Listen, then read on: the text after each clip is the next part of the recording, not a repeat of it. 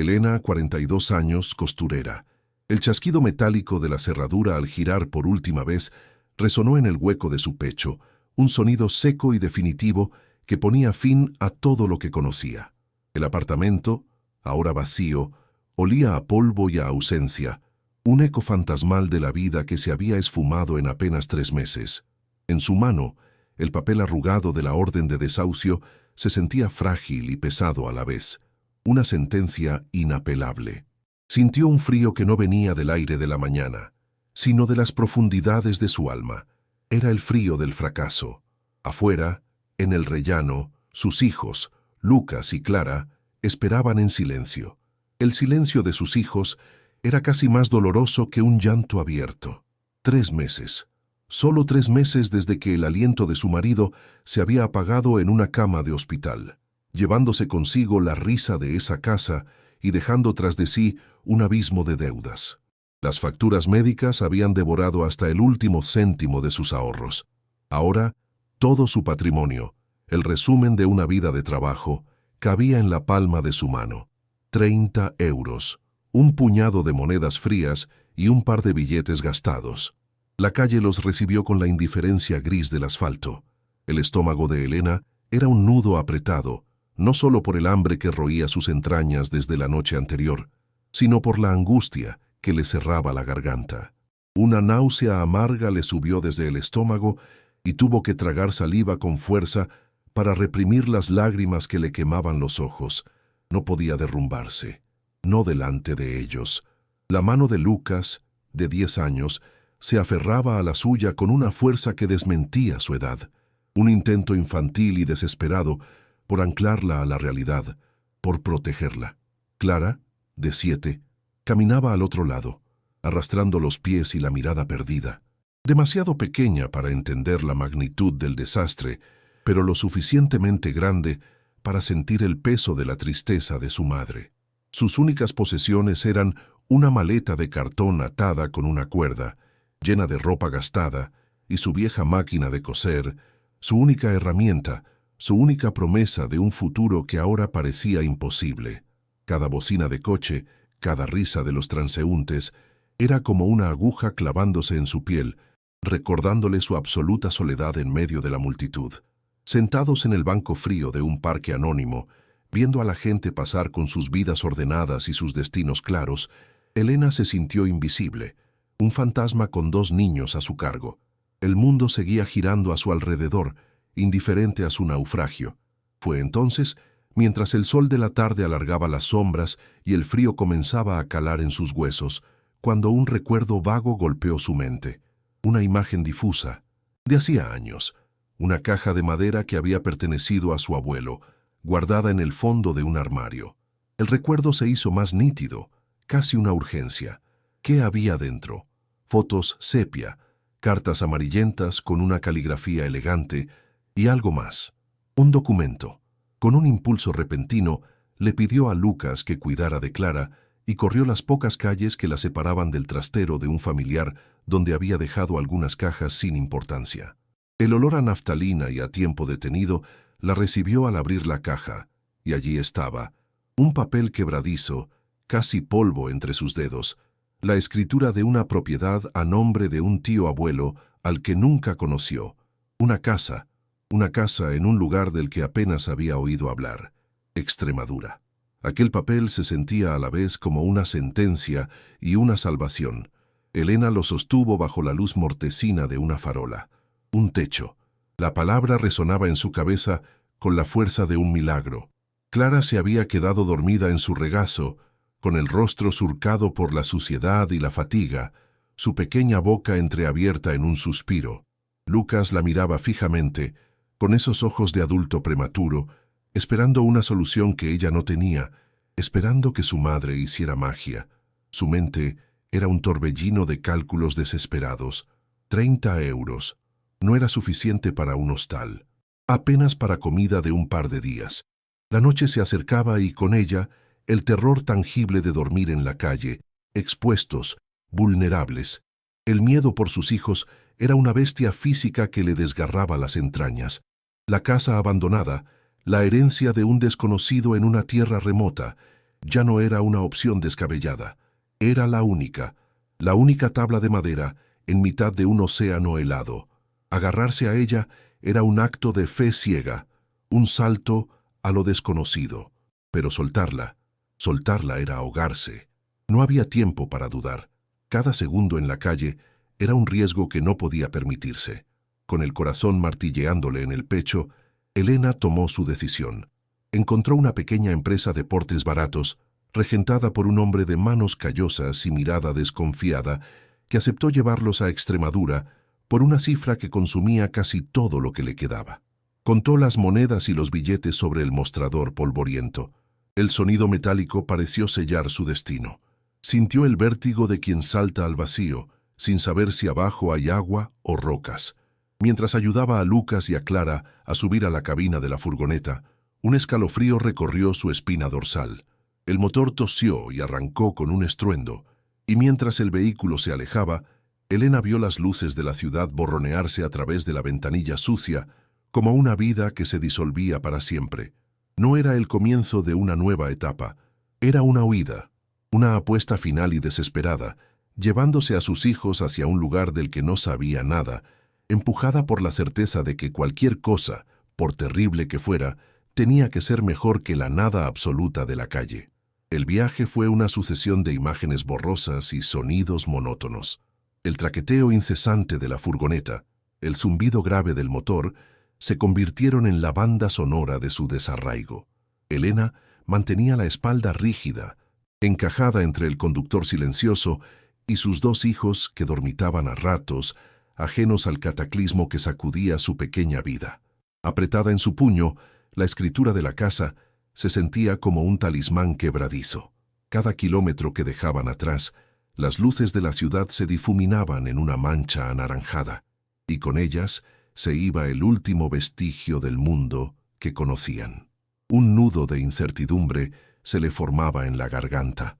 El miedo y la esperanza luchaban dentro de ella. Una batalla silenciosa tan agotadora como el propio viaje. Elena observaba los rostros dormidos de Lucas y Clara, sus respiraciones suaves y rítmicas, y sentía el peso de su confianza ciega. Ella era su único faro, y en ese momento su propia luz amenazaba con extinguirse en la vasta oscuridad de lo desconocido. El paisaje urbano dio paso a una interminable autopista gris, y luego a carreteras secundarias que serpenteaban entre colinas resecas y campos de un color ocre polvoriento. El sol de la tarde golpeaba el parabrisas, creando un calor sofocante dentro de la cabina que olía a gasoil y a sudor rancio. Lucas se despertó, inquieto. «¿Falta mucho, mamá?» Elena forzó una sonrisa que no le llegó a los ojos. «Ya casi, cariño. Pronto tendremos nuestro propio hogar». La palabra hogar sonó extraña, hueca, una mentira piadosa que se repetía a sí misma para no desmoronarse. El viaje se alargaba, cada hora una losa más sobre su ya agotado espíritu. El cansancio físico era inmenso, sentía cada músculo de su cuerpo dolorido, pero era el agotamiento mental el que realmente la estaba venciendo. La esperanza inicial, aquella chispa febril que la impulsó a tomar la decisión, se iba consumiendo lentamente, reemplazada por una ansiedad fría que se adhería a sus huesos como la humedad de un sótano. Al llegar al pueblo más cercano, un puñado de casas blancas apiñadas bajo un sol implacable, el conductor detuvo la furgoneta. «Hasta aquí llego yo. El camino a esa casa es malo. No meto el vehículo por ahí». Elena sintió un pinchazo de pánico. Le pagó lo último que le quedaba, sus manos temblando ligeramente. Mientras bajaban sus escasas pertenencias, una anciana vestida de luto riguroso, sentada en una silla de anea a la sombra de una puerta, los observó con ojos pequeños y curiosos. «Vais a la casa del acantilado, ¿no?» Su voz era como el crujido de hojas secas. «Mala tierra esa, está maldita. Nadie aguanta allí». Elena sintió un escalofrío recorrer su espina dorsal a pesar del calor. Agradeció con un movimiento de cabeza y se apresuró a seguir las indicaciones del conductor, arrastrando a sus hijos. No podía permitirse creer en maldiciones. La única maldición real era la pobreza, la calle, y de esa estaba huyendo. Desechó la advertencia como la superstición de una vieja. pero las palabras se quedaron flotando en el aire pesado, un presagio oscuro. El camino de tierra que les señaló el conductor era más bien una cicatriz en el paisaje, un sendero pedregoso y abandonado que ascendía por una colina yerma. El sol comenzaba a descender, tiñendo el cielo de naranjas y púrpuras violentos. El silencio era casi total, roto solo por el chirrido de las cigarras y el sonido de sus propios pasos arrastrándose sobre la grava. Elena tiraba de la maleta de cartón mientras Lucas la ayudaba a empujar la máquina de coser, su posesión más valiosa. Clara caminaba detrás, tropezando de vez en cuando, sus pequeños sollozos un eco lastimero en la inmensidad del campo. La sensación de aislamiento era abrumadora. No había otras casas, ni señales de vida, solo la naturaleza agreste y una soledad que se sentía casi sólida, como si pudieran tocarla. El corazón de Elena latía con una fuerza desbocada, una mezcla de esfuerzo físico y un terror creciente. La casa debía estar cerca, y con cada paso, un presentimiento terrible se apoderaba de ella. El optimismo se había evaporado por completo. Finalmente, tras una curva del sendero, la vieron. La estructura se recortaba contra el cielo crepuscular, una silueta deforme y rota. No era una casa vieja, era el esqueleto de una casa, un cadáver arquitectónico. El corazón de Elena se detuvo por un instante y luego comenzó a martillear contra sus costillas con la fuerza de un animal enjaulado. El tejado estaba parcialmente hundido en el centro, como si un puño gigante lo hubiera aplastado. Las ventanas eran cuencas vacías y oscuras, desprovistas de cristales, que parecían observar su llegada con una indiferencia maligna. Lucas se detuvo en seco, sus ojos abiertos de par en par en una expresión de pura incredulidad. Es aquí, mamá». Su voz fue un susurro ahogado. Clara se escondió detrás de las piernas de Elena, aferrándose a su falda. El silencio que siguió a la pregunta fue más elocuente que cualquier respuesta. La falsa esperanza, el frágil castillo de naipes que había construido en su mente, se derrumbó en un instante, reducido a cenizas por la cruda y brutal realidad. Se acercaron con la lentitud de quien camina hacia una sentencia. Un olor agrio y penetrante flotaba en el aire, una mezcla de podredumbre, humedad y algo más, algo animal y salvaje. El pequeño jardín frontal era una maraña de malas hierbas y zarzas que se aferraban a las paredes desconchadas como garras. La puerta principal colgaba de un solo gozne, torcida y entreabierta, una invitación a la desolación que contenía. Elena sintió la náusea subirle por la garganta. La advertencia de la anciana resonó en su cabeza. Nadie aguanta allí. Ahora entendía por qué. Esto no era un refugio, era una tumba. Miró a sus hijos, sus rostros pálidos y asustados a la luz moribunda del atardecer, y sintió una oleada de culpa tan intensa que casi la ahoga. Los había arrancado de la miseria de la ciudad para arrojarlos a un infierno aún peor, un lugar donde ni siquiera las bestias querrían vivir. La desesperación que había sentido en la ciudad no era nada comparada con el terror helado que ahora la paralizaba. Con un esfuerzo sobrehumano, empujó la puerta. El sonido que emitió fue un gemido largo y agónico, el lamento de la madera podrida rindiéndose. La oscuridad del interior era casi absoluta y parecía tragarse la poca luz que quedaba fuera. El olor se intensificó al instante, un golpe físico que los hizo retroceder. Olía a moho, a tierra mojada, a excrementos de roedores y a tiempo estancado. Era el hedor del abandono total, de la vida que se ha rendido a la decadencia.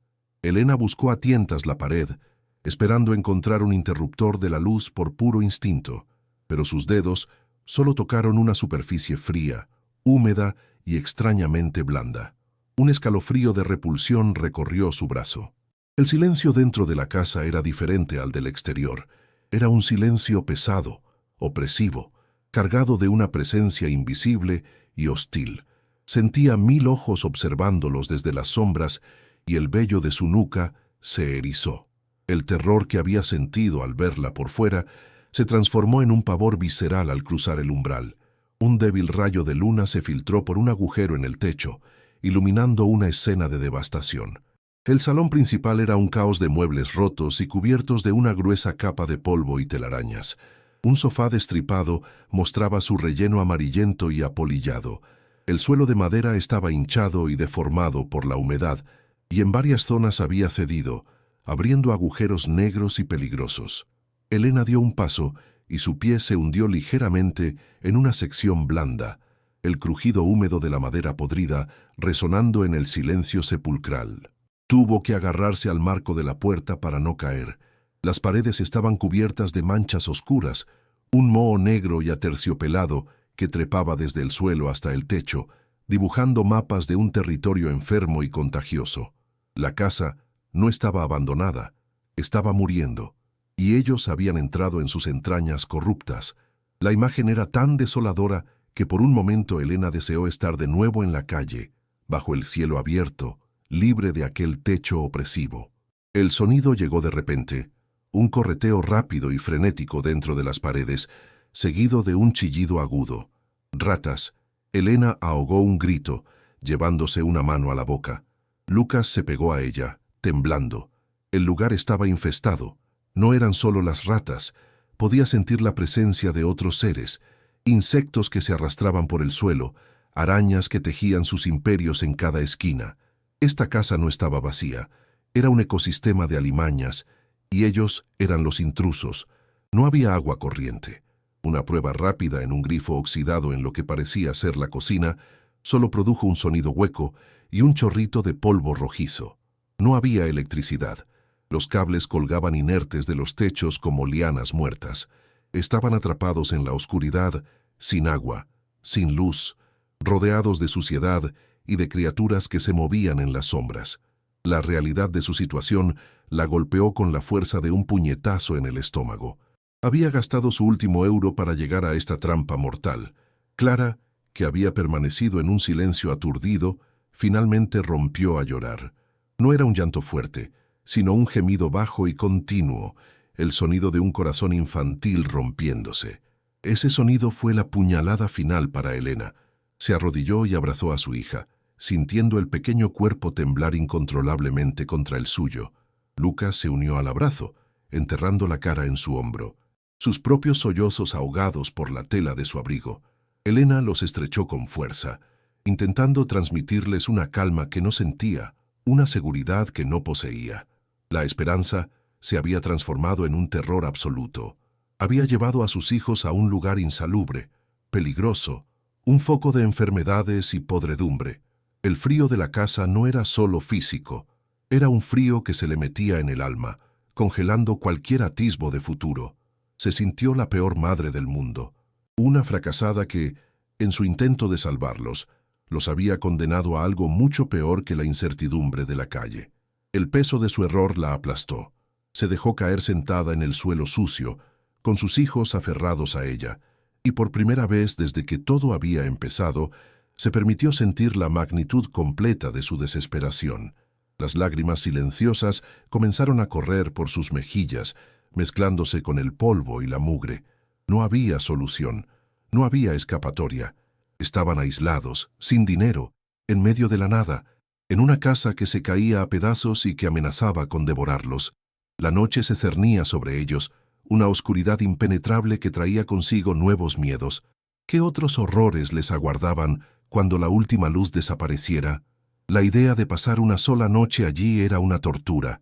El aire viciado le dificultaba la respiración, y cada crujido de la casa, cada susurro del viento a través de las ventanas rotas, sonaba como una amenaza directa. El fondo del pozo se dio cuenta. No era la calle, era este lugar. Este era el verdadero final del camino. A su alrededor, la casa parecía respirar. El viento silbaba a través de las grietas, creando melodías fantasmales que hacían eco en las habitaciones vacías.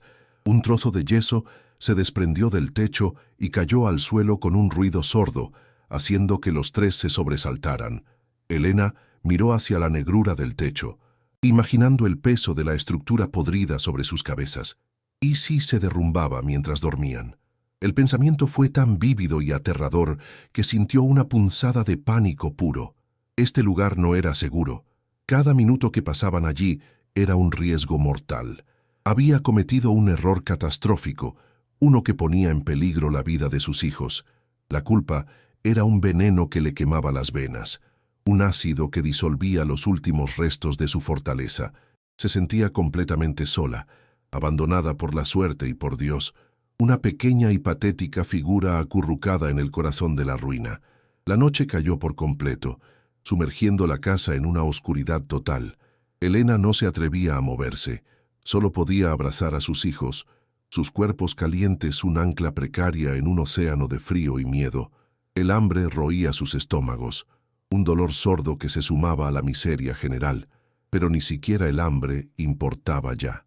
Lo único que importaba era el miedo a la oscuridad, a los sonidos, a la enfermedad, a la propia casa. Era un miedo primario, animal, que le erizaba la piel y le aceleraba el pulso. Lucas se había quedado dormido por puro agotamiento, pero su respiración era agitada, llena de sobresaltos. Clara seguía despierta, sus ojos abiertos fijos en la nada, temblando silenciosamente. Elena la acunó, susurrando palabras vacías de consuelo que se perdían en la vastedad de la habitación. Escuchaba el latido de su propio corazón, un tambor fúnebre marcando el ritmo de su desesperanza. Con los niños finalmente dormidos en su regazo, Elena se quedó sola con sus pensamientos y los sonidos de la casa. El correteo en las paredes parecía haberse vuelto más audaz, más cercano. Podía oír el leve crujido de la madera asentándose, el goteo lejano de agua en alguna parte, un sonido rítmico y enloquecedor. Cerró los ojos con fuerza, deseando que todo fuera una pesadilla, pero el olor a moho y el frío húmedo que calaba sus huesos eran demasiado reales. La herencia, la falsa esperanza, la había conducido a esto, a la nada absoluta, peor que la nada, a un purgatorio tangible de podredumbre y miedo. Se recostó contra la pared húmeda, rindiéndose a la extenuación. No había plan, no había salida. Por primera vez en su vida, Elena no tenía ninguna idea de qué haría al día siguiente. No sabía si habría un día siguiente. La casa la había engullido, y en la profunda oscuridad de esa primera noche, sintió que la había vencido por completo. Agotada hasta el alma, se acurrucó en el suelo junto a sus hijos, usando su propio cuerpo como un escudo frágil contra el frío y la oscuridad. La maleta de cartón sirvió de almohada improvisada. El suelo era duro y húmedo, y podía sentir el frío penetrando a través de su ropa gastada. Envolvió a Lucas y a Clara con sus brazos, juntando sus pequeños cuerpos contra el suyo, compartiendo el poco calor que les quedaba. El silencio de la noche profunda era ahora su enemigo, un lienzo en blanco sobre el que su imaginación aterrorizada pintaba todo tipo de horrores. Cada ráfaga de viento parecía un susurro, cada crujido un paso. La esperanza había muerto de la forma más cruel posible, reemplazada por una certeza desoladora. Había llevado a su familia al borde del abismo, y mientras yacía inmóvil en la oscuridad, escuchando las respiraciones de sus hijos y el latido de su propio corazón aterrorizado, se dio cuenta de que ya estaban cayendo. La primera noche fue un descenso a un infierno frío y húmedo.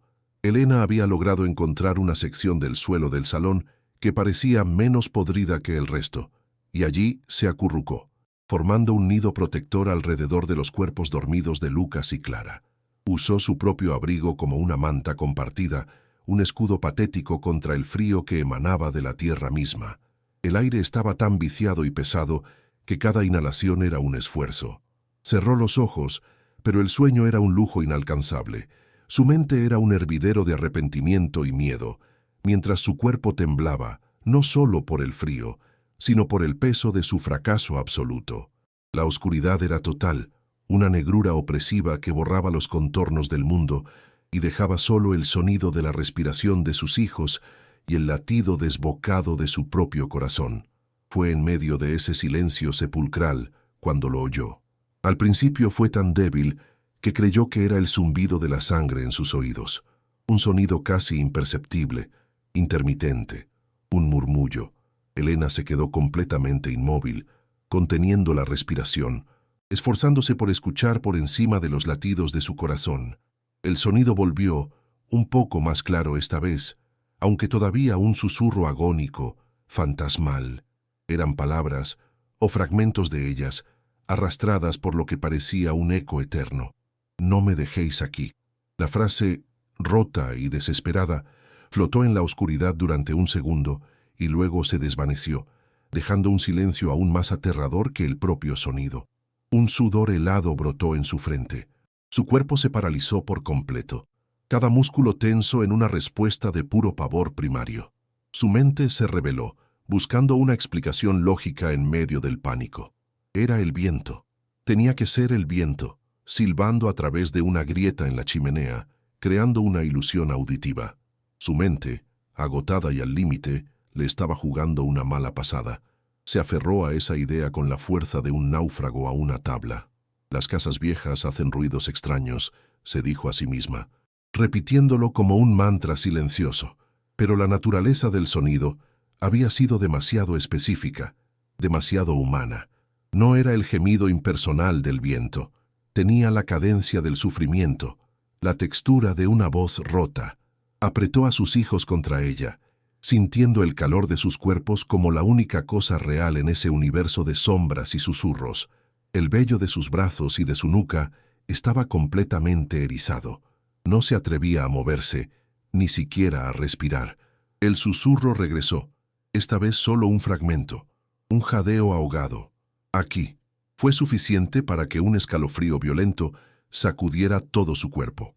El sonido provenía de la pared junto a la chimenea apagada, una masa de negrura dentro de la negrura de la habitación.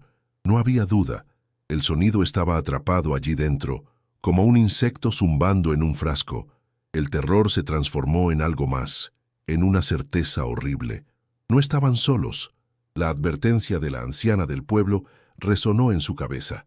Está maldita.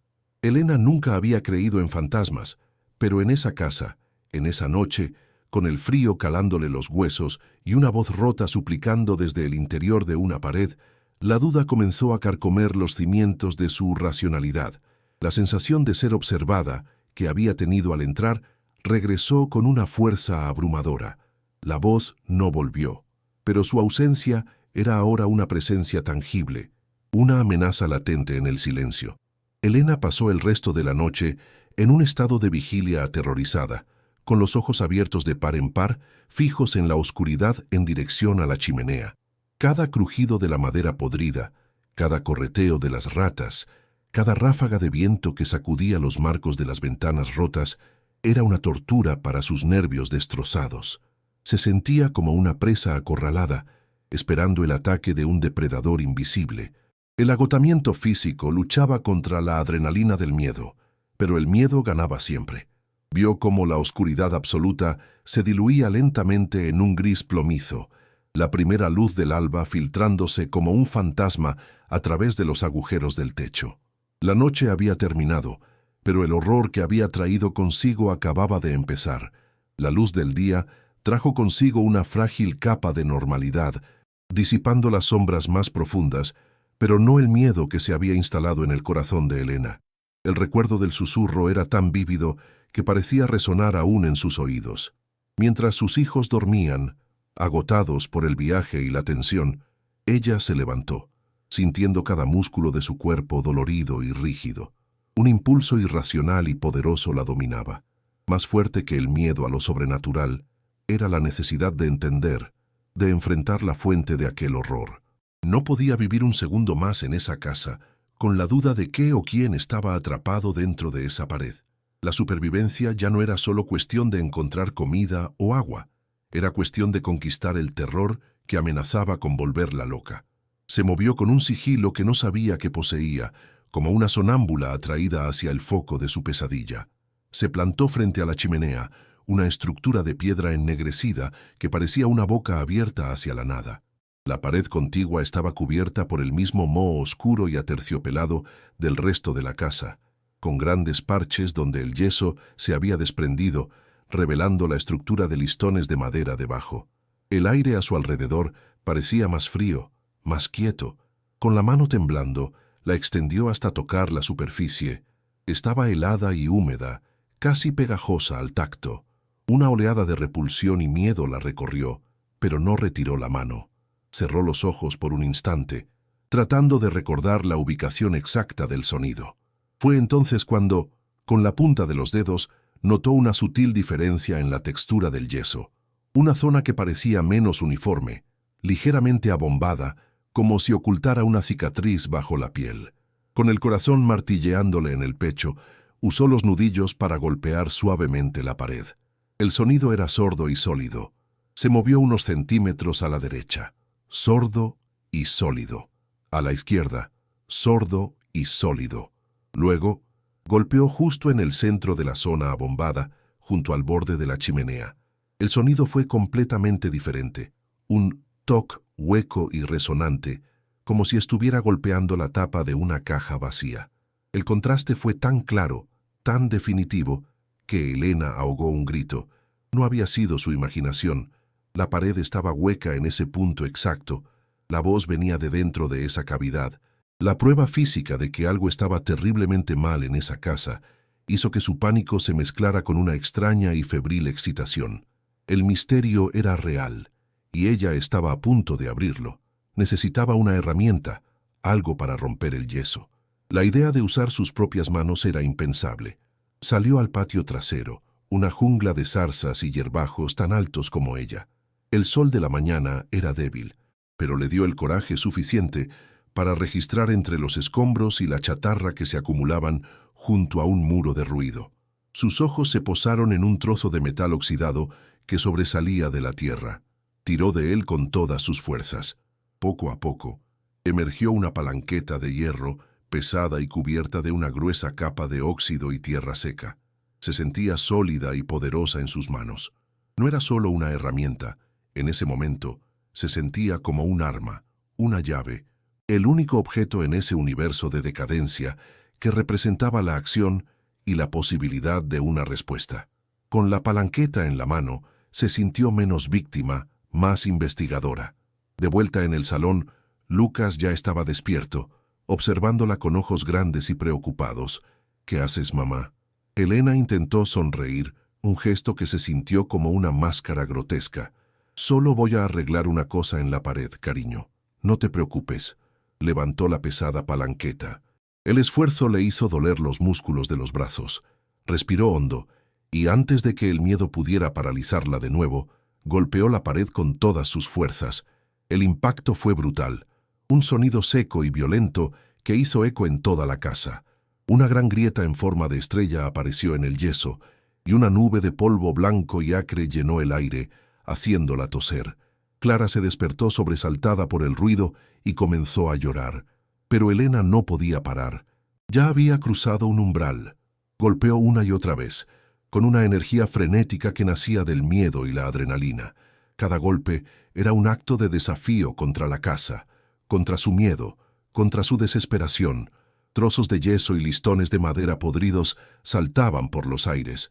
El polvo lo cubría todo, picándole en los ojos y en la garganta. Lucas se había llevado a Clara a un rincón, intentando protegerla del caos, observando a su madre con una mezcla de terror y fascinación. Para él, ella estaba destruyendo la casa, pero para Elena, estaba excavando en busca de una verdad enterrada. Finalmente, tras un golpe particularmente fuerte, la palanqueta atravesó la pared y se encontró con el vacío. Un agujero oscuro se abrió, y con él, la certeza de que estaba a punto de descubrir algo que nunca debería haber sido encontrado. Con las manos ahora, arrancó los trozos de yeso y madera que quedaban, agrandando el agujero. Detrás de la primera capa, encontró lo que la protegía, una pared improvisada de ladrillos viejos, colocados sin argamasa, simplemente apilados para sellar la abertura. Estaban cubiertos de moho y exudaban una humedad fría. Al quitarlos, un trabajo sorprendentemente fácil, se liberó una ráfaga de aire viciado desde el interior de la cavidad. Era un olor indescriptible, una mezcla nauseabunda de polvo de décadas, de papel en descomposición, de humedad estancada y algo más, un olor metálico y químico, el aliento de un secreto largamente guardado. El olor era tan denso que la hizo retroceder, con arcadas. Era el olor de una tumba. Un sudor frío le recorrió la espalda mientras se asomaba al oscuro interior. La cavidad era un pequeño nicho rectangular, no muy profundo, lo suficiente para albergar un secreto. El interior estaba cubierto de telarañas tan gruesas y densas que parecían sudarios de algodón gris. La luz que entraba por el agujero era insuficiente, creando sombras que danzaban y ocultaban el contenido. Con el corazón en la garganta, Elena metió la mano en la oscuridad. El contacto con las telarañas frías y pegajosas le provocó un escalofrío de repulsión, pero no se detuvo. Sus dedos, explorando a ciegas, rozaron una superficie fría, dura y con una textura extraña, como piel seca y agrietada. Agarró el objeto con firmeza. Pesaba, mucho más de lo que esperaba. Con un último tirón, sacó su descubrimiento del nicho y lo llevó a la luz polvorienta del salón. Lo que sostenía en sus manos era un maletín de cuero, o lo que quedaba de él. El tiempo y la humedad lo habían devastado. El cuero negro estaba descolorido, cubierto de manchas de moho verde y blanco, y agrietado como la tierra reseca. Los cierres y las bisagras de latón estaban cubiertos por una pátina verdosa de corrosión. Parecía un artefacto rescatado de un naufragio, un objeto que había pasado décadas en la oscuridad, absorbiendo la humedad y el silencio. Lo depositó en el suelo con una reverencia casi ceremonial. Sus hijos se acercaron con cautela, sus miedos momentáneamente eclipsados por la curiosidad. Aquel objeto no pertenecía a ese mundo de ruina inmediata, pertenecía a un pasado lejano y deliberadamente oculto. El peso del maletín no parecía venir de su contenido, sino del tiempo y de la historia que guardaba. Los cierres estaban oxidados, soldados por la corrosión. Eran imposibles de abrir con las manos. Sin dudarlo, Elena cogió de nuevo la palanqueta. Usando la punta afilada como palanca, la introdujo bajo uno de los cierres y aplicó presión. Hubo un crujido de metal torturado, un sonido agudo y desagradable, y el cierre saltó rompiéndose. Repitió la operación con el segundo. Con un último gemido de protesta, la tapa del maletín se desencajó. Elena levantó la tapa lentamente, casi conteniendo la respiración, como si temiera que lo que fuera que hubiera dentro pudiera desvanecerse o atacarla.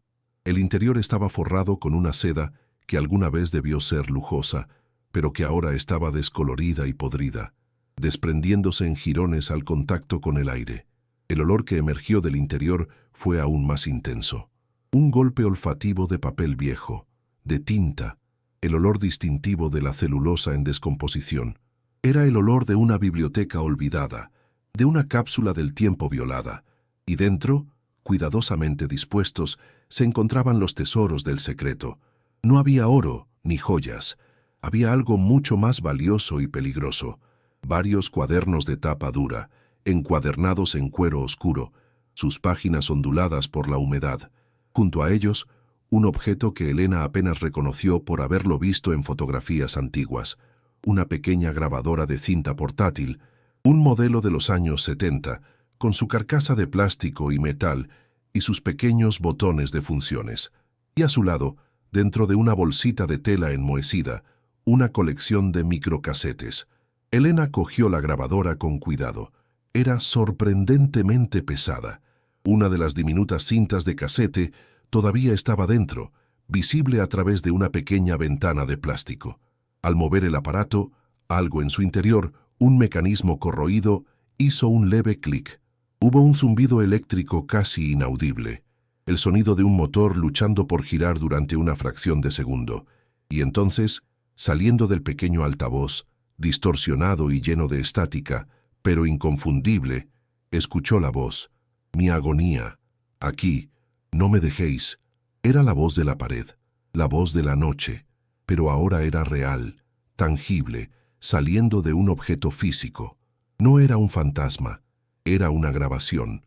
El susurro no era un espíritu atrapado, era la voz real de una persona, atrapada en un bucle de cinta magnética durante décadas. La comprensión la golpeó con la fuerza de un rayo, una revelación tan escalofriante que le robó el aliento. El susurro intermitente, el murmullo agónico, no era más que el sonido de aquella cinta, deteriorada por la humedad, cuyo mecanismo corroído, ocasionalmente, lograba girar durante un microsegundo, emitiendo un fragmento fantasmal de audio al azar. El fantasma que la había aterrorizado era una máquina, un eco tecnológico de un sufrimiento real.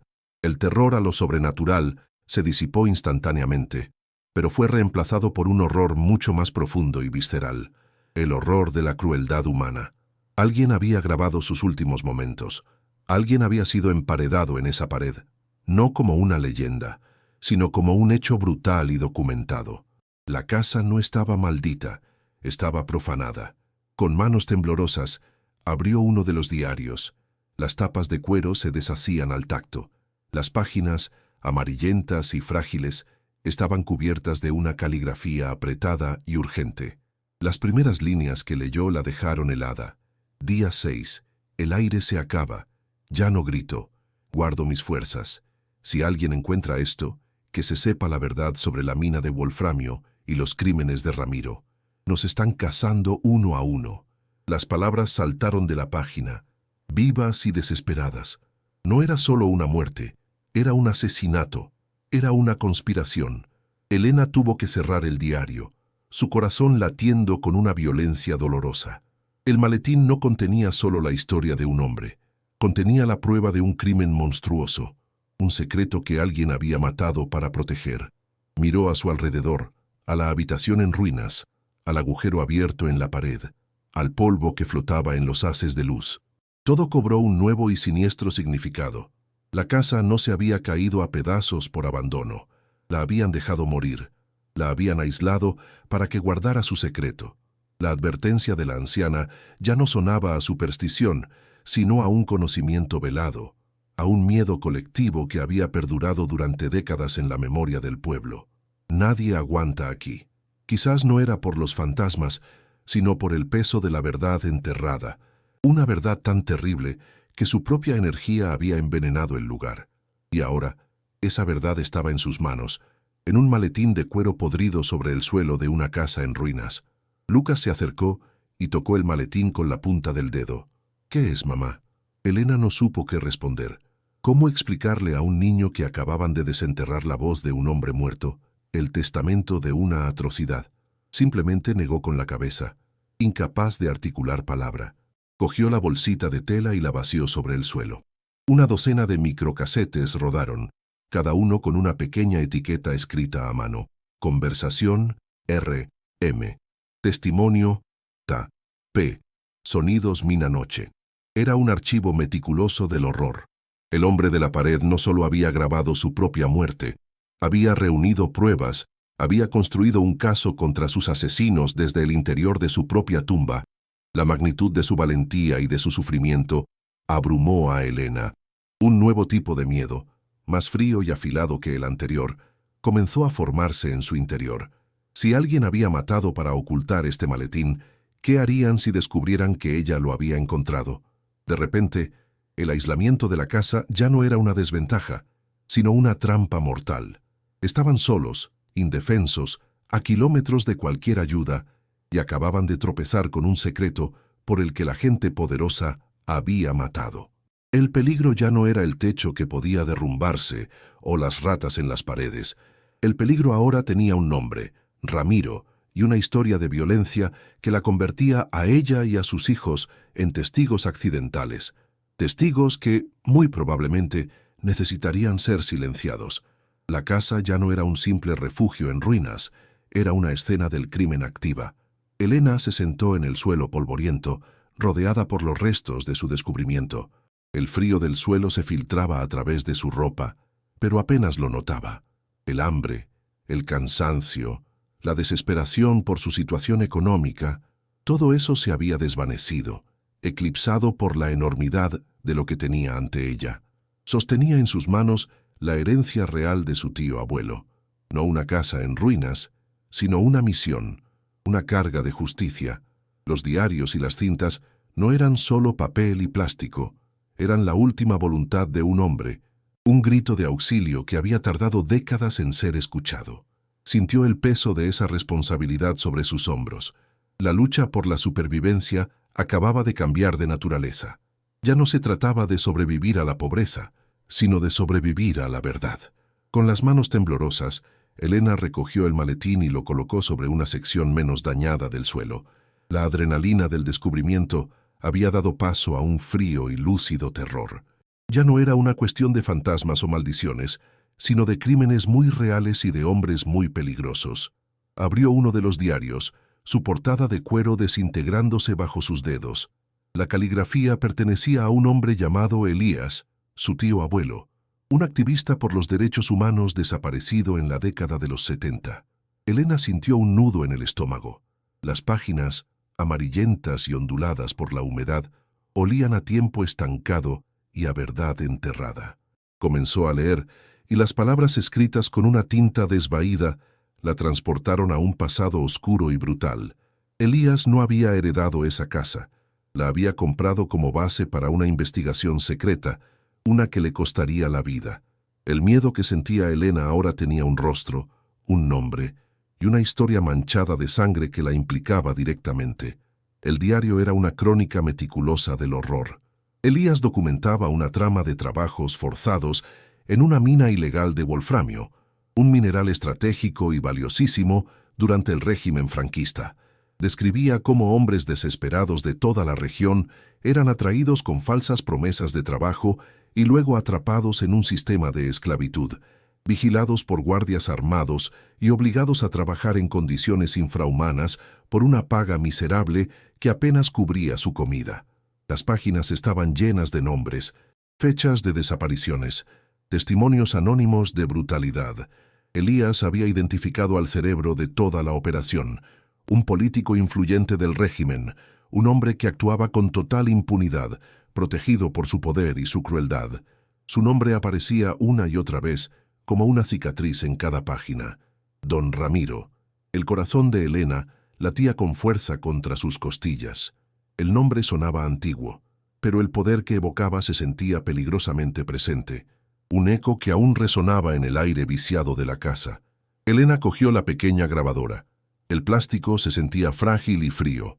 Con un esfuerzo, logró abrir el compartimento y sacar el microcasete que había dentro. Eligió otro de la bolsita de tela, uno etiquetado con las iniciales CRM. Sus dedos torpes por el miedo apenas lograban encajar la pequeña cinta en el mecanismo. Pulsó el botón de reproducir. Un siseo ensordecedor llenó la habitación, seguido por el chirrido de la cinta girando con dificultad. Y entonces, dos voces surgieron de la estática, fantasmales y distorsionadas. Una era la de Elías, tensa pero firme. La otra era una voz grave, untuosa, cargada de una arrogancia helada. Era la voz de un hombre acostumbrado a tener el control absoluto. Elena contuvo el aliento, sintiendo que estaba profanando un secreto mortal, escuchando una conversación que nadie debía oír. Era la voz de don Ramiro. La grabación era una prueba irrefutable, una conversación clandestina que lo incriminaba directamente en los crímenes. Los sindicalistas eran un problema, decía la voz de Ramiro en la cinta, con una calma aterradora. Intentaron organizar a la escoria de la mina. Un problema requiere una solución permanente. Elías le preguntaba qué había pasado con ellos. Hubo una pausa en la cinta, un silencio cargado de malicia, y luego Ramiro se rió. Era una risa corta, sin alegría, el sonido de un depredador satisfecho. Digamos que encontraron un descanso eterno. Los accidentes ocurren, mi querido amigo, sobre todo a la gente que se mete donde no le llaman. La amenaza era explícita, directa. Elena sintió una náusea violenta. Estaba escuchando la confesión de un asesinato múltiple. Las cintas no solo documentaban el trabajo forzado, contenían la prueba de cómo Ramiro había eliminado a quienes intentaron denunciarlo. La sangre se le heló en las venas. El hombre de la cinta no era un simple criminal, era un monstruo que había ostentado el poder de decidir sobre la vida y la muerte. La confirmación final llegó en las últimas páginas del diario. La caligrafía de Elías, antes ordenada, se había convertido en un garabato frenético, casi ilegible, trazado en la más completa oscuridad. «Me han descubierto», escribió. «Saben de las cintas. Ahora mismo están tapiando la pared». Elena tuvo que detenerse. El aire le faltaba en los pulmones. Siguió leyendo, horrorizada. La tortura fue inimaginable. «Pero no me mataron. Ese no es su estilo. Me están emparedando vivo. Aquí, en este agujero. Dejaron la grabadora conmigo. Es su última burla. Quieren que mi agonía quede registrada. Un grito silencioso que nadie escuchará jamás». Elena cerró el diario de golpe. El susurro que había oído no era un fragmento al azar. Era el eco real de la lenta y solitaria muerte de su tío abuelo, un hombre valiente enterrado vivo dentro de la misma pared que ahora tenía un agujero abierto como una herida. La casa entera cobró un nuevo y siniestro significado. No estaba maldita por espíritus, sino profanada por un acto de una crueldad insondable. El abandono, el aislamiento, la ruina, todo había sido deliberado. Dejaron que la casa se pudriera para que se convirtiera en la tumba perfecta, un mausoleo que guardaría para siempre su terrible secreto. El miedo colectivo del pueblo, la advertencia de la anciana, nadie aguanta allí. No era superstición, era la memoria de un horror tan profundo que había envenenado la tierra. Elena sintió una oleada de rabia gélida que reemplazó momentáneamente al miedo. Acababa de desenterrar no solo la verdad, sino una obligación, una deuda de justicia con el hombre cuya voz había clamado en la oscuridad durante 40 años. Se sentía atrapada entre el terror a los vivos y el deber hacia los muertos, y no sabía cuál de los dos era más poderoso. Justo en ese momento, el sonido de un motor rompió el silencio opresivo del campo. Un sonido que se acercaba rápidamente por el camino de tierra. Elena se puso de pie de un salto, el corazón martilleándole en la garganta. Su primer instinto fue de pánico puro. ¿Ellos? ¿Podían saberlo ya? Con una velocidad que no sabía que poseía. Recogió los diarios y las cintas, los metió de nuevo en el maletín de cuero y lo empujó al fondo del nicho en la pared. Agarró los ladrillos sueltos y los apiló torpemente para cubrir la abertura, rezando para que el desorden de la habitación disimulara su trabajo. «Lucas, Clara, rápido, escondeos y no hagáis ni un ruido», susurró con una urgencia que aterrorizó a sus hijos. Corrieron a ocultarse detrás de un sofá destripado, sus pequeños rostros pálidos de miedo. Elena se quedó de pie en medio del salón, intentando calmar su respiración, esperando. Una camioneta moderna y polvorienta se detuvo frente a la casa. De ella se bajó un hombre corpulento, de rostro curtido por el sol y una mirada calculadora que lo recorrió todo en un instante. Vestía ropa de trabajo, de capataz. Se acercó a la puerta rota con una sonrisa forzada que no llegaba a sus ojos fríos. «Buenas tardes», dijo con una voz falsamente jovial. «Soy el capataz de la finca de don Ramiro. He visto que había gente nueva y he venido a darles la bienvenida». El nombre, pronunciado en voz alta en esa casa, tuvo el efecto de un disparo. Elena sintió que el suelo se abría bajo sus pies. No era una coincidencia. Sabían que estaba allí. La habían estado vigilando. El hombre la miraba fijamente, esperando una reacción, y ella tuvo que hacer un esfuerzo sobrehumano para mantener la compostura, para no delatar el terror que la estaba consumiendo por dentro. El capataz entró sin ser invitado, sus botas pesadas crujiendo sobre los escombros. Sus ojos se deslizaron por la habitación, deteniéndose un instante de más en la pared junto a la chimenea, donde el yeso recién roto era evidente. No dijo nada, pero una pequeña sonrisa torció la comisura de sus labios. «Don Ramiro se preocupa mucho por sus vecinos», continuó, su tono ahora más untuoso. «Es el gran benefactor de esta comarca, ya sabe». Hizo una pausa, mirándola directamente a los ojos. «Y sabe que usted es la heredera de esta propiedad. Nos enteramos de su llegada». Esa frase confirmó sus peores temores. No había sido una sorpresa. La habían estado esperando. Cada palabra del hombre era una pieza de un juego siniestro cuyas reglas ella apenas empezaba a comprender. Se sentía como un ratón observado por un halcón. «Don Ramiro entiende que esta casa no está en condiciones», dijo el hombre, haciendo un gesto despectivo hacia el techo hundido. «Y siendo un hombre tan generoso, me ha enviado para hacerle una oferta». Se aclaró la garganta y nombró una cifra, una cantidad de dinero asombrosa. Mucho más de lo que la ruinosa propiedad podría valer jamás. Era suficiente para comprar un piso nuevo en la ciudad, para asegurar la educación de Lucas y Clara, para borrar de un plumazo toda la miseria y la desesperación que la habían traído hasta allí. La oferta flotó en el aire denso y polvoriento, brillante y tentadora, como una fruta envenenada. Era el precio de su silencio, el precio de olvidar lo que había en la pared. El precio de la tumba de Elías. Elena sintió un vértigo terrible, la lucha interna entre la salvación de sus hijos y la traición a la justicia. El dinero era una vía de escape, una puerta de salida de aquella pesadilla. Por un instante fugaz, se imaginó lejos de allí, en un apartamento limpio y seguro, con sus hijos durmiendo en camas de verdad. La tentación fue tan fuerte que casi la hizo flaquear. Pero entonces, su mirada se desvió hacia la pared, hacia el agujero mal disimulado que ocultaba la voz y el sufrimiento de su tío abuelo. Aceptar ese dinero sería como profanar su tumba por segunda vez, como ayudar a sus asesinos a echar la última palada de tierra sobre su memoria. Una rabia fría y silenciosa comenzó a crecer en su pecho, sofocando el miedo. Balbuceó una respuesta, algo sobre necesitar tiempo para pensarlo, que acababa de llegar. El capataz la escuchó con una paciencia fingida, pero Elena vio un destello de impaciencia y frialdad en su mirada. La máscara de amabilidad del capataz se deslizó, revelando la dureza que había debajo. «Señora, con todo el respeto, no hay mucho que pensar», dijo, su voz perdiendo toda calidez y volviéndose plana, metálica.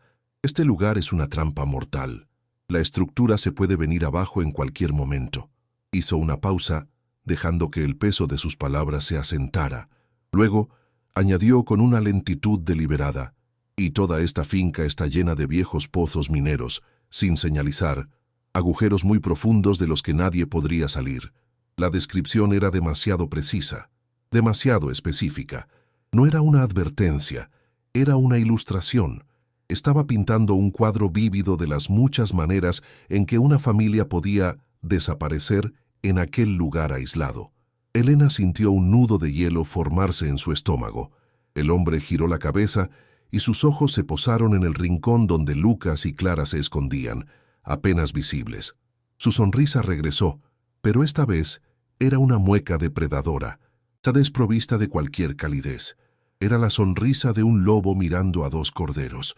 «Unos niños tan guapos», dijo, su voz ahora un susurro amenazante que cortaba el aire. «Sería una verdadera lástima que les ocurriera algo malo mientras juegan por aquí. Ya sabe, explorando donde no deben». Hizo una pausa, mirando a Elena directamente a los ojos, asegurándose de que entendiera el mensaje en toda su brutalidad. «Los accidentes ocurren». Eran las mismas palabras de la cinta, las mismas palabras de don Ramiro. La amenaza ya no era una insinuación, era una sentencia de muerte condicional, apuntando directamente al corazón de Elena. Sus hijos. El capataz se dio la vuelta sin esperar respuesta. Caminó hacia la puerta, sus pasos resonando en el silencio tenso. Antes de salir, se giró una última vez. «Piénselo bien. Don Ramiro espera su respuesta mañana por la mañana. Es un hombre que no está acostumbrado a esperar». Luego, subió a su camioneta y se marchó, levantando una nube de polvo que tardó varios minutos en asentarse, dejando a Elena paralizada en medio del salón en ruinas. El terror que sentía ahora era diferente. No era el miedo a lo desconocido, sino el miedo helado y paralizante a un peligro muy real, con nombre y rostro, un poder que la había encontrado y que ahora la tenía acorralada. El maletín en la pared había pasado de ser un descubrimiento a ser una condena.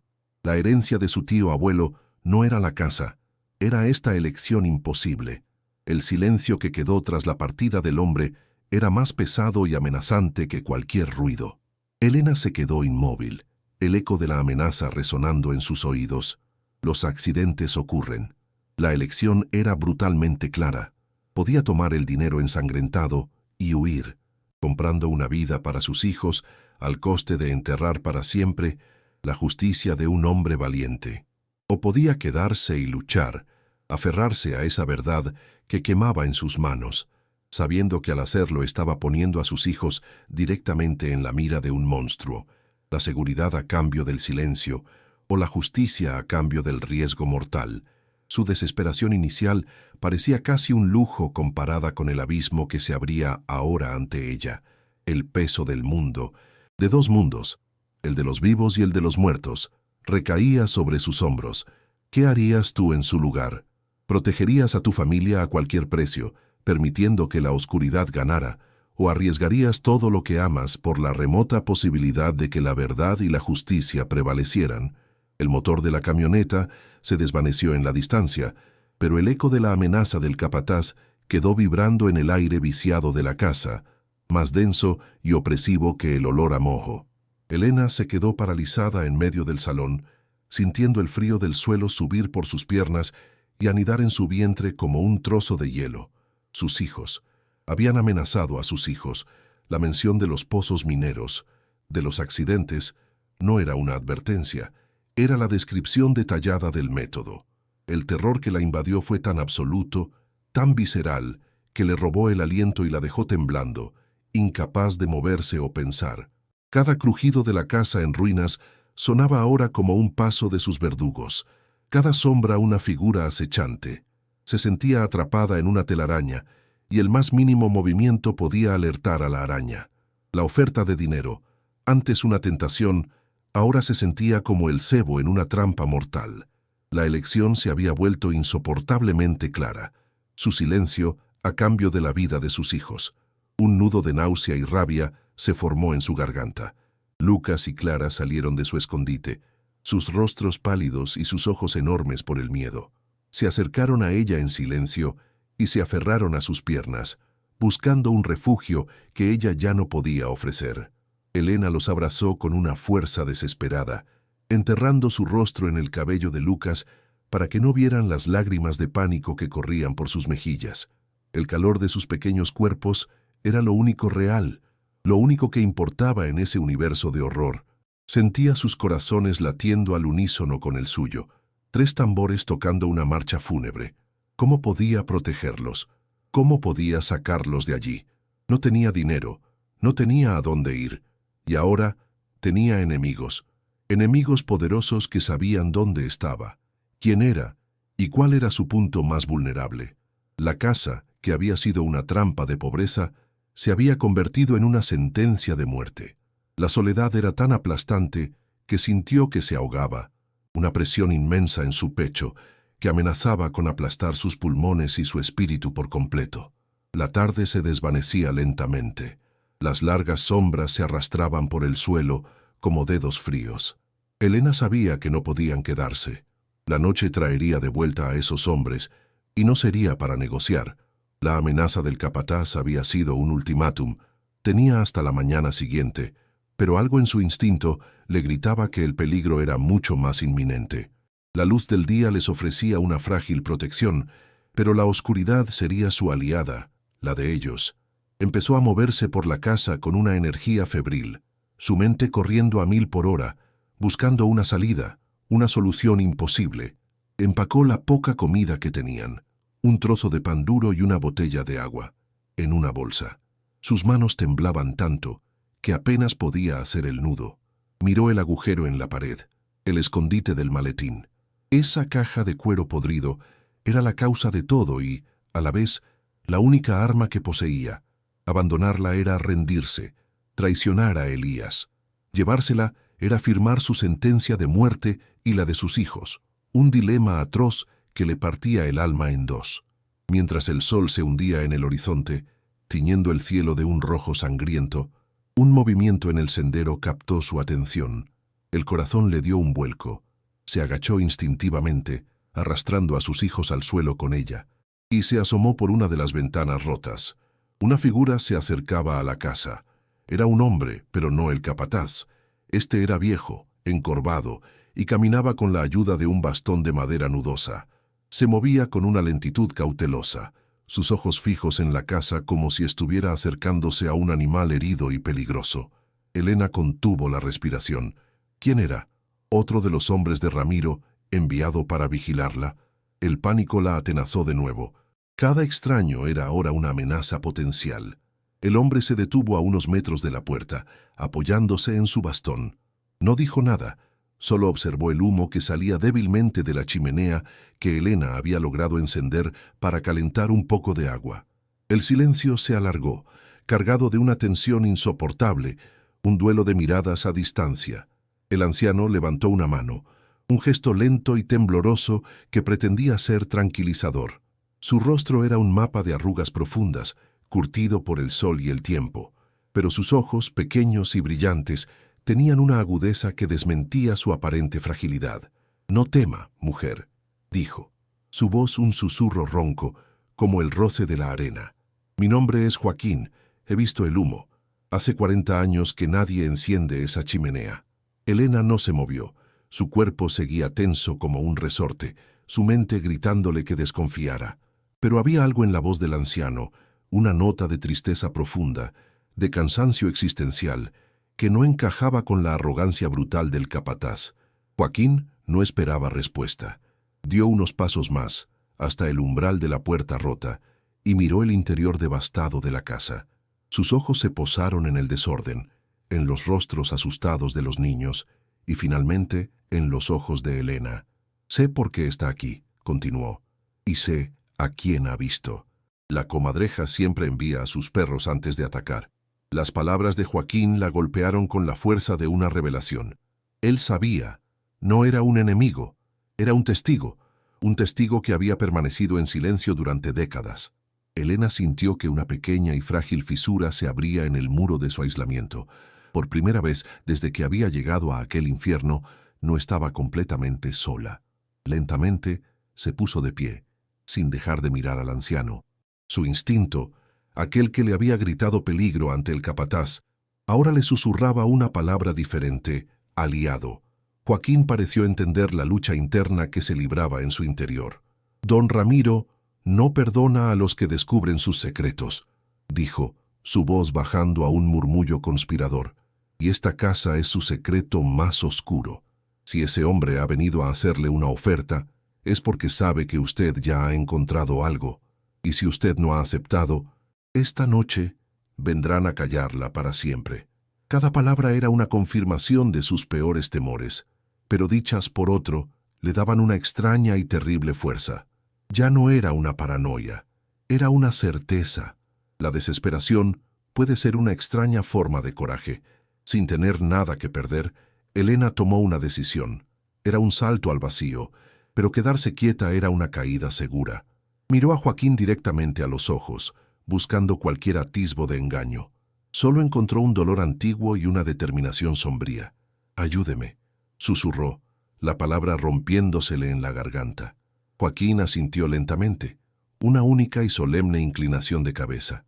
El pacto estaba sellado. Elena se giró, caminó hacia la chimenea y bajo la mirada atenta del anciano, quitó los ladrillos sueltos, revelando de nuevo el nicho oscuro. El corazón le latía con fuerza mientras sacaba el maletín de cuero. El gesto se sintió increíblemente peligroso, como si estuviera revelando un secreto de estado en mitad de la plaza del pueblo. Colocó el maletín en el suelo entre ellos. El peso del objeto al caer levantó una pequeña nube de polvo, como si el pasado mismo se negara a ser perturbado una vez más. El silencio en la habitación era absoluto. Joaquín se arrodilló con dificultad, sus viejas articulaciones protestando con un crujido audible.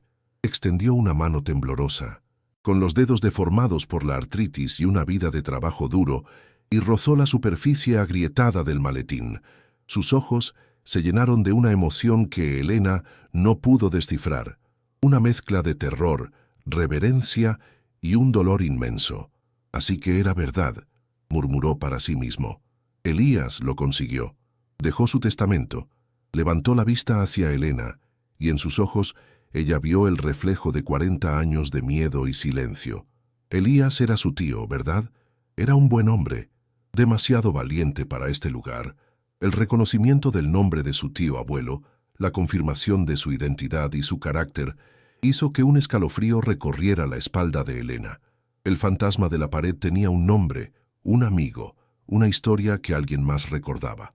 La conexión con su pasado, con su propia sangre, se hizo dolorosamente real. Elena abrió el maletín. El olor a papel viejo y a verdad podrida llenó el aire de nuevo. Sacó uno de los diarios y se lo entregó a Joaquín. El anciano lo tomó con la delicadeza de quien sostiene una reliquia sagrada. No necesitaba leerlo. Lo sabía. Luego, Elena cogió la pequeña grabadora y buscó a tientas la cinta que había escuchado, la que contenía la voz de Ramiro. Sus dedos estaban torpes y fríos, pero finalmente logró hacerla funcionar. Pulsó el botón de reproducir. El siseo de la estática llenó la habitación, seguido por la voz fantasmal y arrogante que salía del pequeño altavoz. Los accidentes ocurren, mi querido amigo. Al oír la voz de Ramiro, el cuerpo de Joaquín se tensó violentamente. Cerró los ojos con fuerza y una lágrima solitaria se abrió paso a través del laberinto de arrugas de su mejilla. Esa voz, susurró con el aliento entrecortado, es él, el demonio en persona, y la otra voz es el capataz, el mismo perro con diferente collar. Era su mano derecha entonces, y lo es ahora. La confirmación fue una puñalada de hielo en el pecho de Elena. La conexión entre el pasado y el presente era directa, ininterrumpida. La misma estructura de poder, los mismos hombres, seguían gobernando aquella tierra a través del miedo. Joaquín abrió los ojos, y en ellos ardía ahora una furia fría que había estado latente durante décadas. Elías no fue el único, dijo, su voz ganando una fuerza sorprendente, una dureza forjada en el sufrimiento. Su tío descubrió la verdad sobre la mina, sobre los hombres que Ramiro explotaba y desechaba como si fueran herramientas rotas, pero descubrió algo más, algo peor. Se inclinó hacia adelante, su voz bajando a un susurro aterrador, asegurándose de que los niños no pudieran oír. Descubrió a dónde iban a parar los que se quejaban, los que intentaban huir, los que, como los sindicalistas, intentaban luchar. Hizo una pausa, y el silencio que siguió fue más pesado que una lápida. Elena sintió un pavor helado anticipando lo que venía. La verdad, era un pozo sin fondo. «Mi hermano», continuó Joaquín, su voz quebrándose por primera vez, ahogada por un dolor que 40 años no habían logrado mitigar. «Mi hermano pequeño, Daniel, tenía 19 años, trabajaba en la mina. Un día intentó organizar una protesta por la falta de seguridad. Simplemente desapareció». El anciano tragó saliva con dificultad, luchando por contener la emoción. «Ramiro nos dijo que había huido, que nos había abandonado, pero nosotros sabíamos la verdad, todos lo sabíamos, pero nadie se atrevía a hablar. Hablar era desaparecer». La historia personal de Joaquín le dio al horror una cara, un nombre, una herida que aún sangraba. Ya no era la historia de un activista desconocido, era la tragedia de una comunidad entera, silenciada por el terror. Elena sintió una oleada de empatía y rabia que silenció su propio miedo. Esto era mucho más grande que ella, que su propia supervivencia. Era una deuda con todos los Daniels, con todos los desaparecidos. Elías lo descubrió, prosiguió Joaquín, su mirada perdida en los recuerdos. Encontró pruebas de que Ramiro no solo los mataba, los usaba para dar ejemplo. Los arrojaba a los pozos de ventilación abandonados de la mina, a cientos de metros de profundidad, fosas comunes verticales selladas para siempre. La imagen fue tan brutal, tan monstruosa, que Elena sintió que el aire le faltaba. La advertencia del capataz sobre los pozos mineros cobró un nuevo y macabro significado. No era solo una amenaza de lo que podría pasar, era una confesión velada de lo que ya habían hecho, una y otra vez. Los pozos no eran solo un peligro, eran el cementerio secreto de Ramiro. «Hay docenas de cuerpos allí abajo», susurró Joaquín, como si temiera que las propias paredes pudieran oírle. Toda una generación de hombres valientes, tragados por la tierra. Y su tío lo sabía. Por eso lo silenciaron, por eso lo emparedaron aquí, para que su tumba formara parte de su propio crimen. La pieza final del rompecabezas había caído en su lugar, revelando un cuadro de una maldad casi inimaginable. Mientras tanto, a kilómetros de allí, en una lujosa finca rodeada de hectáreas de olivos, don Ramiro colgó el teléfono. Su rostro, habitualmente encantador y paternalista, era una máscara de furia gélida. El informe de su capataz había sido claro. La mujer, la heredera, no había aceptado el dinero. Había dudado. Peor aún, había hecho preguntas. En sus 75 años, Ramiro había aprendido que la duda era el primer síntoma de la resistencia, y la resistencia era una enfermedad que debía ser erradicada de raíz. Durante 40 años, había vivido con la certeza de que su secreto más oscuro estaba a salvo, enterrado en una casa que todos temían, una tumba perfecta para el activista y sus pruebas, La llegada de aquella mujer insignificante, de aquella costurera viuda, había sido una molestia, un cabo suelto.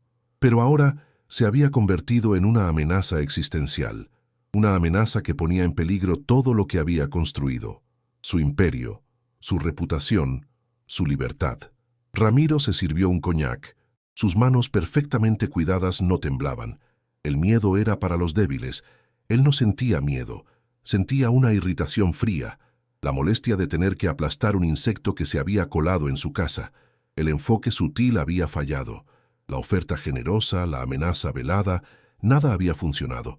La mujer era más fuerte o más estúpida de lo que había previsto, y si había encontrado el maletín, y la expresión en los ojos del capataz le decía que era muy probable, entonces la situación era crítica.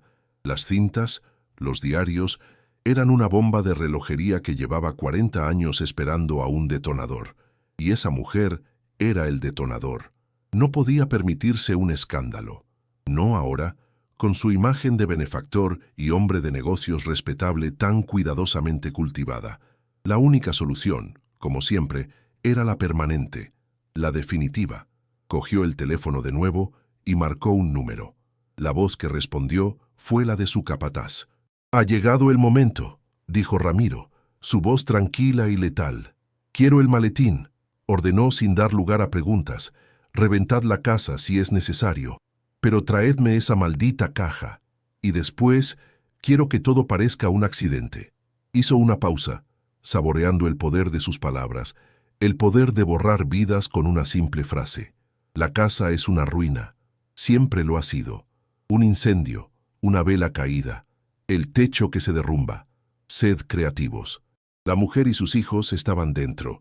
Una tragedia lamentable. La frialdad con la que dictó la sentencia de muerte de Elena y sus hijos era absoluta. No había ira, no había pasión, solo una lógica empresarial brutal. Eran un problema, y los problemas se eliminan. Que no quede nada, ni un solo papel, ni un solo testigo. ¿Entendido? Un sí, señor, sumiso al otro lado de la línea, fue la única respuesta que necesitó. Colgó el teléfono y dio un sorbo a su coñac, su mirada perdida en la oscuridad del campo. El problema estaba como siempre, a punto de ser solucionado. Los accidentes, después de todo, ocurrían con frecuencia en sus tierras. Joaquín se puso de pie, su cuerpo viejo y cansado, moviéndose con una nueva urgencia. «No tenemos tiempo», dijo, su voz ahora firme, la de un soldado que entra en batalla. «Si te negaste, Ramiro no esperará hasta mañana. Actuará esta noche. Conozco sus métodos. Enviará a sus matones a recuperar las pruebas y a borrar a los testigos.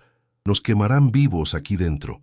El pánico volvió a atenazar a Elena, pero la presencia de Joaquín, su certeza, la ancló a la realidad. Ya no estaba sola en su terror. Lo compartía con alguien que entendía la verdadera naturaleza del monstruo al que se enfrentaban. «Tenéis que salir de aquí, ahora mismo», ordenó Joaquín. «¿Pero a dónde vamos?», gimió Elena, la desesperación volviendo a aflorar. «A mi casa», respondió el anciano sin dudar. «Es una choza miserable, a varios kilómetros de aquí, monte a través. Nadie sabe que existo. Allí estaréis a salvo, al menos por un tiempo. Conozco un sendero que solo yo uso, un camino de cabras que nadie más se atrevería a tomar de noche».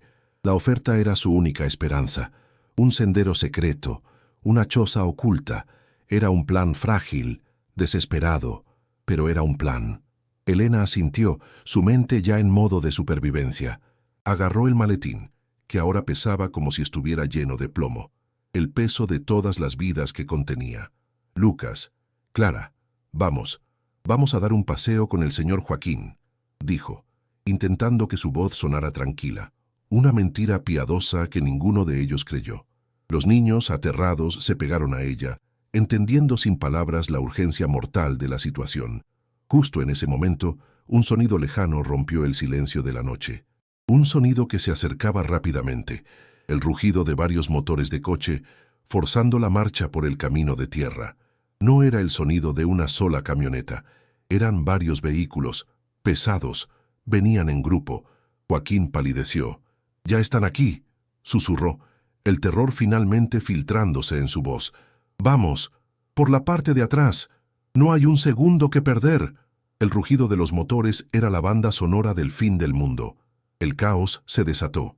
Elena agarró a Clara en brazos, cuyo llanto silencioso le rompía el corazón. «Lucas, coge mi mano, y no te sueltes por nada del mundo», gritó por encima del rugido creciente de los motores. El maletín de cuero golpeaba dolorosamente su costado con cada paso. Joaquín, moviéndose con una agilidad sorprendente para su edad, los guió hacia la parte trasera de la casa, hacia una puerta desvencijada que daba al monte. La oscuridad fuera era casi total, una pared de negrura apenas rota por la luz de una luna pálida y enfermiza. Las luces de los faros de los coches barrieron la fachada de la casa, proyectando sombras monstruosas que danzaron a través de las ventanas rotas. Oyeron el chirrido de los frenos y el portazo de varias puertas. Voces de hombres ásperas y brutales cortaron el aire. «Rodead la casa, que no escape nadie». La cacería había comenzado, eran las presas y los cazadores acababan de llegar. Joaquín empujó la puerta trasera. El gemido de la madera podrida sonó como un grito en el silencio tenso. «Por aquí», siseó, y se adentró en la oscuridad del monte. Elena lo siguió, tropezando en la oscuridad, con el pequeño cuerpo de Clara aferrado a su cuello y la mano de Lucas apretando la suya con una fuerza dolorosa. El terreno era un infierno de rocas afiladas y zarzas que se enganchaban a su ropa y arañaban su piel como garras. El aire frío de la noche le quemaba los pulmones. Detrás de ellos oyeron un estruendo ensordecedor, el sonido de la puerta principal siendo derribada de una patada, seguido de gritos, y el ruido de muebles siendo destrozados. «No están, registrad cada maldita habitación». La voz del capataz resonó en la noche llena de furia. Estaban a solo unos metros, a solo unos segundos de ser descubiertos. El corazón de Elena era un tambor desbocado, cada latido un martillazo de pánico en su pecho. Tenía que seguir corriendo. El sendero que Joaquín había prometido era apenas una sugerencia en la oscuridad, un camino invisible que solo él podía ver. Se adentraron en la espesura del monte, la vegetación cerrándose a su alrededor, tragándoselos. Las ramas de los árboles les azotaban la cara y el suelo irregular amenazaba con hacerles caer a cada paso. Lucas sollozó de miedo y dolor cuando una rama le arañó la mejilla, pero no se detuvo, arrastrado por la urgencia desesperada de su madre. Elena sentía los músculos de sus piernas arder, el peso de Clara volviéndose insoportable, pero seguía adelante, impulsada por pura adrenalina y un amor maternal feroz. El maletín golpeaba su cadera, un recordatorio constante de por qué estaban huyendo, de la carga que llevaba. No era solo su vida lo que estaba en juego, era la verdad, la justicia para Elías y para todos los demás. Tenía que proteger las voces de los muertos. Detrás de ellos, la casa se iluminó de repente con una luz anaranjada y parpadeante. Un grito ahogado escapó de los labios de Elena. Se giró por un instante y vio las llamas. Llamas que lamían las paredes podridas, que salían por las cuencas vacías de las ventanas. Estaban quemando la casa, estaban quemando la escena del crimen, borrando cualquier rastro de su existencia, cualquier prueba de que habían estado allí. El plan de Ramiro estaba en marcha. Si los hubieran encontrado dentro, ahora serían cenizas, una tragedia lamentable. La visión del fuego le dio una nueva oleada de terror y fuerza. La certeza de lo que les habría pasado si se hubieran quedado un minuto más, la empujó hacia adelante, huyendo del infierno que se desataba a sus espaldas. El resplandor del incendio iluminaba el bosque, proyectando sus sombras alargadas y danzantes mientras corrían por sus vidas, fantasmas huyendo de un fuego purificador y asesino. «¡Hay huellas! ¡Han ido hacia el monte!», oyó gritar a uno de los hombres a lo lejos. El grito fue seguido por el haz de luz de potentes linternas barriendo la oscuridad del bosque, buscando, cazando. Las luces se movían erráticamente, acercándose peligrosamente a su posición. «¡Agachaos!», susurró Joaquín, empujándolos detrás de un afloramiento rocoso. Se quedaron inmóviles, conteniendo la respiración, mientras los haces de luz pasaban a escasos metros por encima de sus cabezas. Elena apretó a sus hijos contra ella, su cuerpo un escudo tembloroso. Podía oír los latidos de su propio corazón, tan fuertes que temía que los delataran. El olor a humo era cada vez más intenso, impregnando el aire, sus ropas, sus pulmones. El olor de su propia muerte evitada por un instante. Los gritos de los hombres se hicieron más cercanos. «Separaos, tienen que estar por aquí. El jefe los quiere vivos o muertos, pero quiere esa caja». La mención de la caja confirmó que sabían exactamente lo que buscaban. Joaquín esperó a que los haces de luz se alejaran y les hizo una seña para que siguieran. La huida se reanudó, ahora más silenciosa, más desesperada. Se movían agachados, utilizando las sombras y la cobertura del terreno.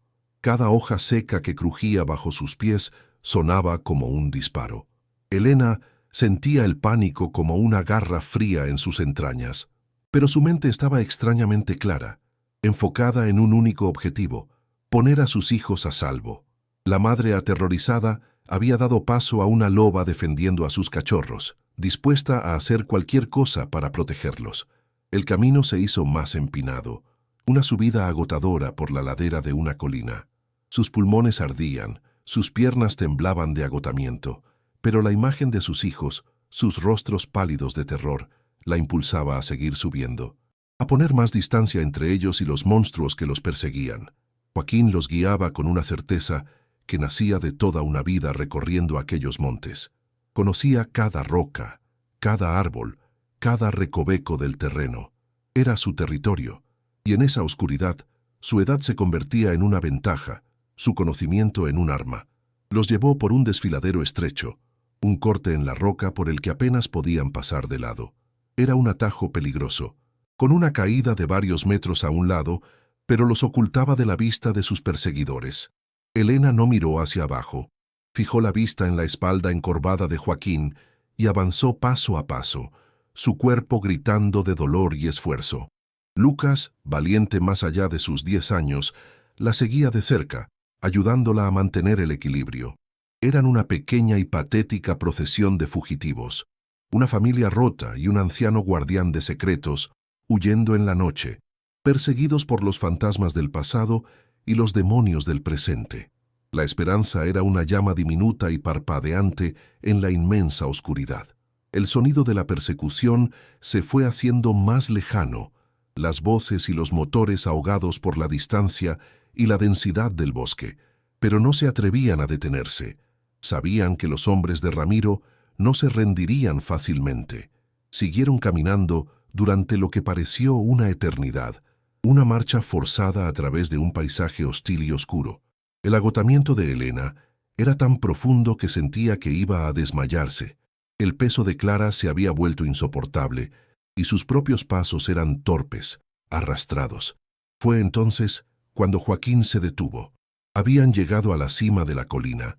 Debajo de ellos, en un pequeño valle oculto, una luz solitaria y débil parpadeaba. Una pequeña bombilla en el porche de una choza minúscula, casi invisible en la inmensidad de la noche. «Ya casi llegamos», jadeó Joaquín, su voz un silbido ronco. «Esa es mi casa, allí estaremos a salvo». La visión de aquella luz fue como ver un faro en mitad de la tormenta más oscura. El descenso fue casi tan traicionero como la subida, pero la promesa de refugio les dio nuevas fuerzas. Cuando finalmente llegaron a la puerta de la choza, Elena se derrumbó, cayendo de rodillas, con el cuerpo temblando incontrolablemente por el agotamiento y la tensión acumulada. Joaquín abrió la puerta y los hizo entrar rápidamente. El interior era minúsculo, apenas una habitación con una estufa de leña, una mesa y un par de catres. Olía a madera quemada, a café y a la soledad de un hombre viejo, pero era el lugar más seguro del mundo. Era un santuario. Elena acostó a sus hijos en uno de los catres. Se habían quedado dormidos por puro agotamiento durante el último tramo de la huida, sus rostros sucios y surcados de lágrimas secas.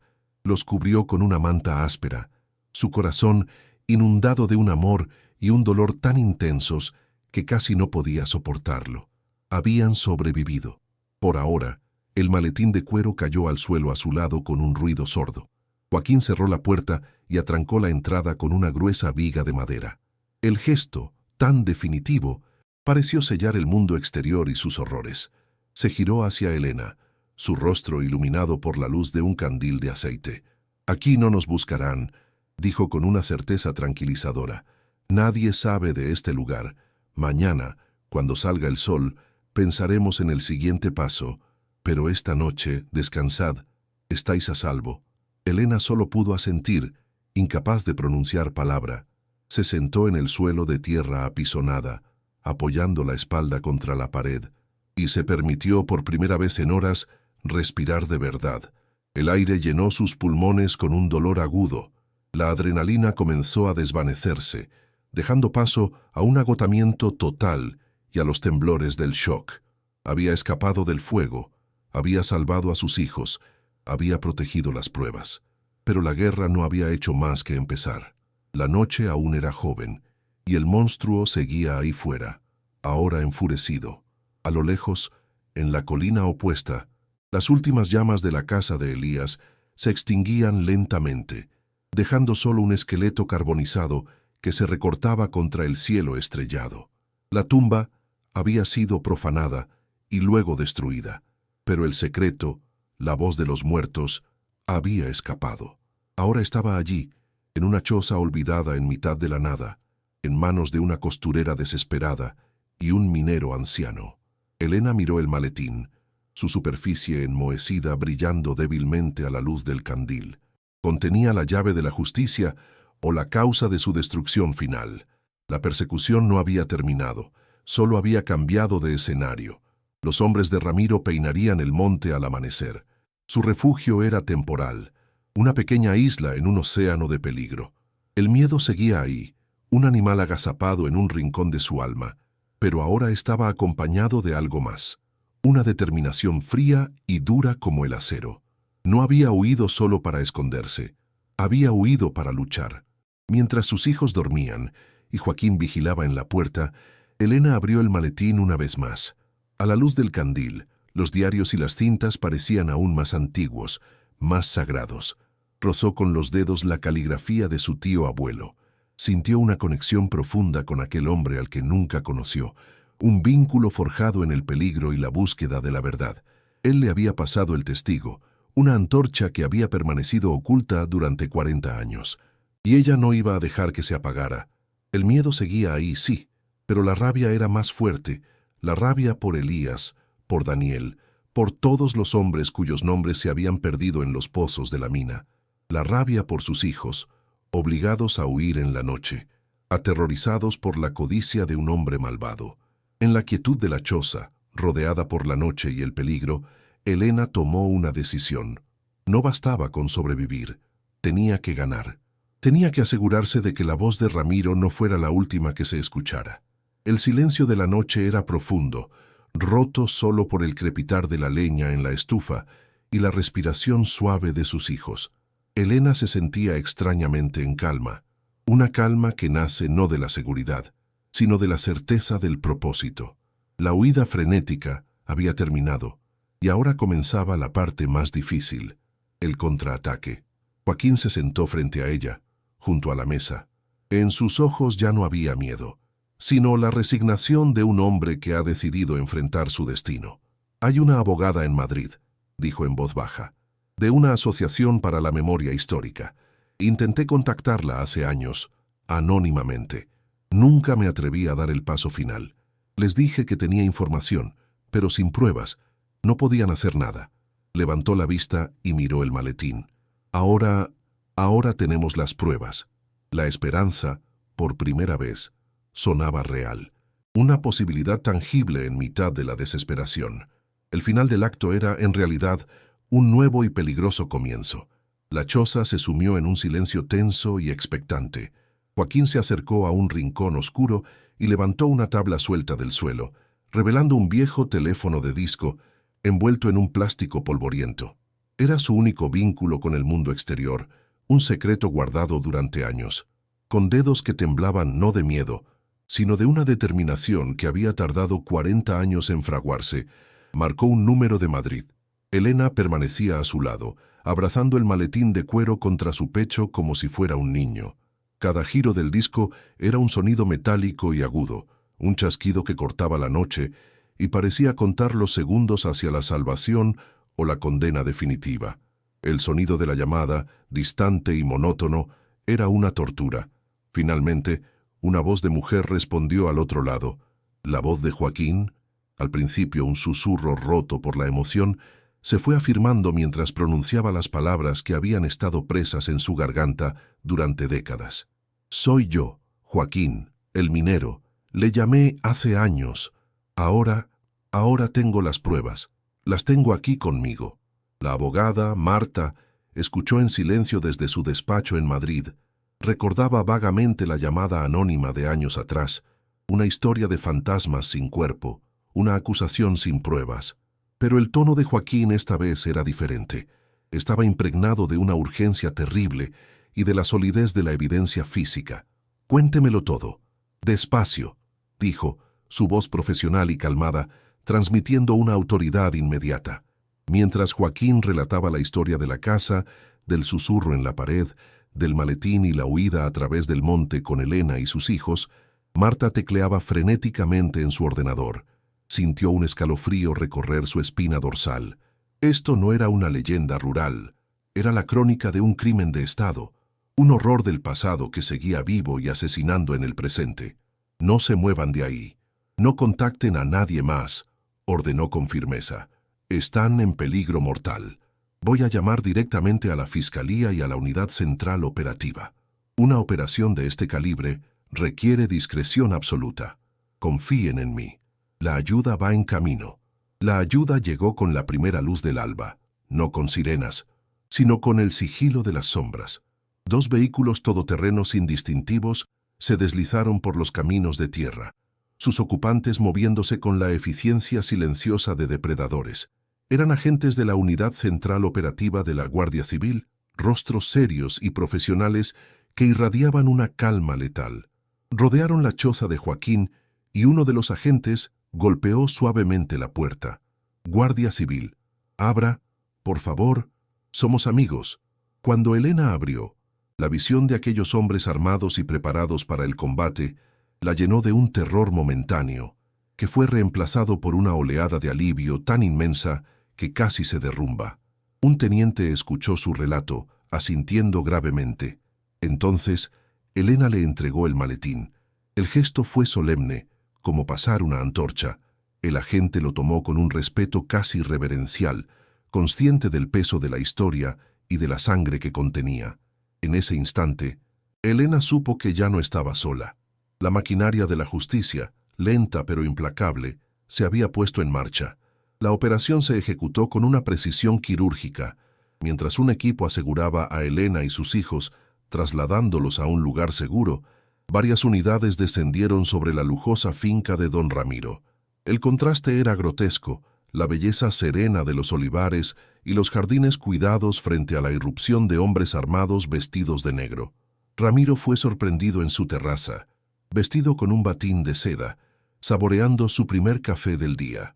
Su rostro, acostumbrado a la adulación y el respeto servil, pasó de la confusión a la incredulidad, y finalmente a una máscara de pura furia impotente cuando le leyeron sus derechos. No hubo resistencia.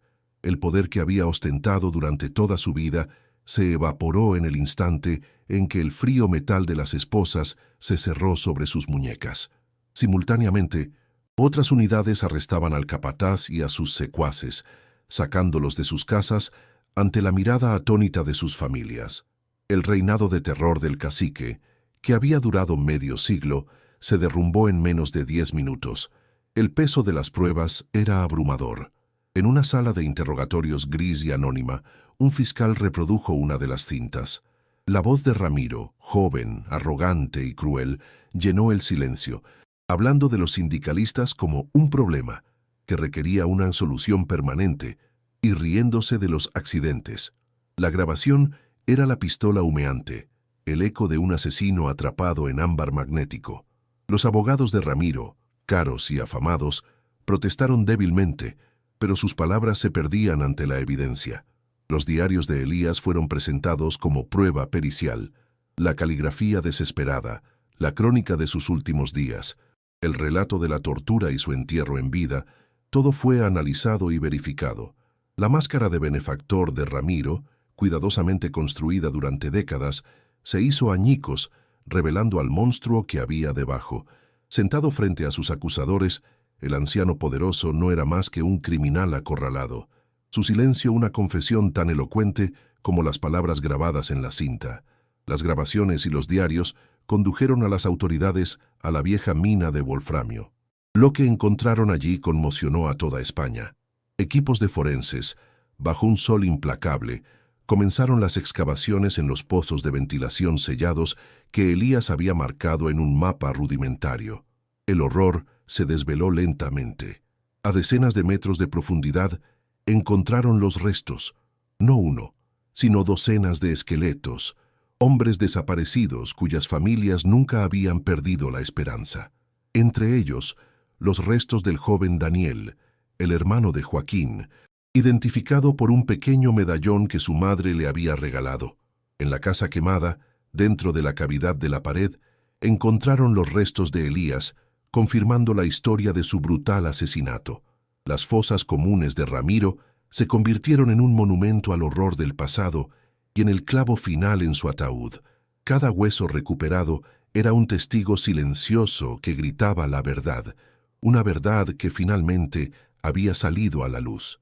El juicio fue un acontecimiento mediático nacional, la historia de la costurera viuda que había desenterrado un secreto de la dictadura ocupó los titulares durante meses. Don Ramiro, el cacique intocable, se enfrentó a los testimonios de los forenses, a la voz de su yo más joven confesando crímenes y, sobre todo, al testimonio sereno y firme de Elena. Ella contó su historia, desde la desesperación del desahucio hasta el terror de la persecución. Su voz nunca flaqueó. Ramiro fue declarado culpable. Asesinato, detención ilegal, torturas y crímenes de lesa humanidad. La sentencia fue cadena perpetua. La última imagen que el país tuvo de él fue la de un anciano encorvado, despojado de su traje caro y de su poder, siendo conducido fuera del tribunal, su nombre convertido para siempre en un sinónimo de la más abyecta maldad. Su imperio, construido sobre el miedo y los huesos de hombres inocentes, se disolvió como el polvo que sus matones habían levantado en su huida. La justicia, aunque tardía, había sido total. Elena fue convocada a una sobria oficina gubernamental. El contraste con el día en que había contado sus últimas monedas era abrumador. Un funcionario de rostro amable le explicó que, como única heredera demostrada de Elías Vázquez, víctima probada de una trama de expropiación ilegal y asesinato, el Estado y los activos confiscados de las empresas pantalla de Ramiro debían compensarla. Le entregó un documento oficial. Elena leyó la cifra de la indemnización y tuvo que leerla de nuevo, porque su mente se negaba a procesar tantos ceros. No era solo dinero, era el reconocimiento del sufrimiento de su tío, la restitución de una vida robada, el precio de una verdad que ella había tenido el valor de sacar a la luz.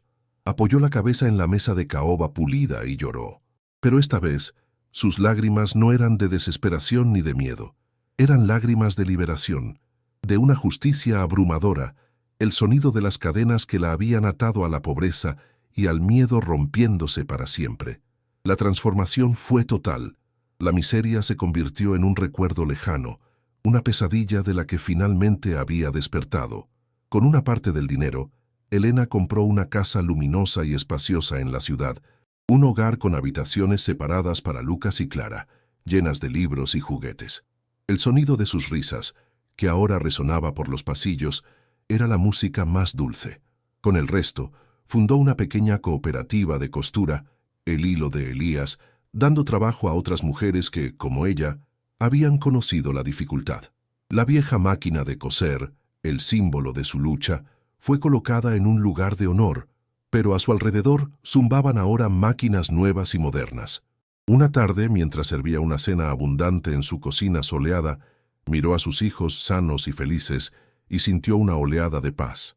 Había cumplido su promesa. La herencia de muerte de su tío abuelo, aquel maletín podrido, se había convertido en un legado de vida, prosperidad y, por sobre todo, de justicia. Sentada en su taller, rodeada por el suave zumbido de las máquinas de coser y el aroma a tela nueva. Elena a menudo miraba una pequeña fotografía enmarcada de un hombre joven, de mirada seria y valiente. Elías.